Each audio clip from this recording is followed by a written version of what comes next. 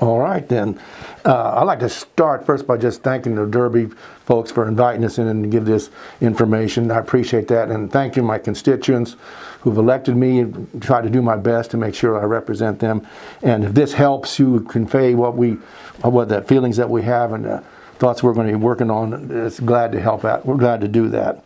First of all, the college experience, it definitely has changed. In my opinion, though, I could see with the upfront costs, with the virtual and remote learning and those kinds of things are going to be, and staffing could be expensive. But I think that would I'd expect that to get more efficient down the road. We're learning new techniques on how to do things remotely. It's just like working and not going to work. You save the gasoline cost and those kinds of transportation. There's always savings or economies in there that we can make advantage of, and I'd hope that we would do that. As far as the paying for student loan, unless there's some federal money designated for that, it'd be tough for the state because I know of none earmarked for that particular project, unless we'd have to come up with some funds from somewhere else outside from the federal government. So that's all I have to say on that.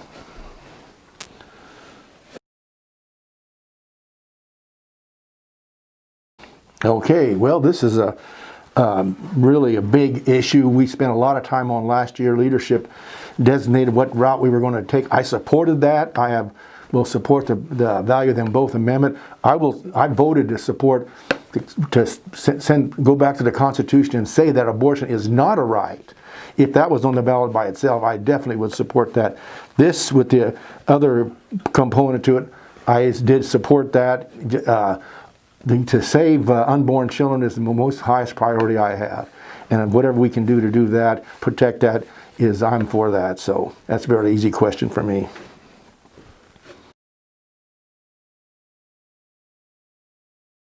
All right, that's definitely a pertinent question. I think the state moved into the idea, like everybody else, a learning curve took place. And I think the idea that the federal money is definitely important. We couldn't do it without that. But I think that having the task force set up to shadow and find out where that money was going and where it's going to be spent, and there's a group in the governor's office and in the Senate and the House Representatives, all those who are in that task force have a duty to find out where that money will go and then how it is being used, which I think is critical because we got to know how the dollars are spent and did the right thing. But definitely, as far as changing, the unemployment situation in the Labor Department is out of control. It's unfortunate that turned out, and they made some progress, but this just, the bulk of my calls are for unemployment problems, and people who can't get their money can't get processed, and then if they get processed, they lose an appeal or something. It's just ongoing, and that's the unfortunate part about that. But I think they're trying the best they can. We are. And to help those folks, and we're getting them through the tough problems, but there's far too many of them. So, we'll have to see what the federal government does down the road as far as appropriations, and if there's any extra money, we can see where that ends up being. But I'm glad we have a state finance council working with the governor, and then we also have this task force to see how the federal money is being spent. So that's very important.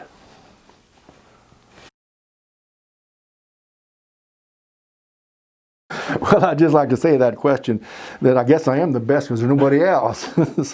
But I'll say one thing: I always try to do my best. And I came in the legislature. I spent 4 years in the House and 8 years in the Senate, and as an advocate for agriculture and rural folks and life in the country. But I also have no problem with helping with the urban side of things. But we are a minority in agriculture and our representation, at least. And as chairman of this Senate Agriculture Committee, we've done milestones which were accomplished with industrial hemp now being it's a product for farmers to use. We're not all the way there yet, but we're getting close. And the issues we have concerning water are so critical and important, and we want to be at the table working with the federal government and the state to make sure that works out.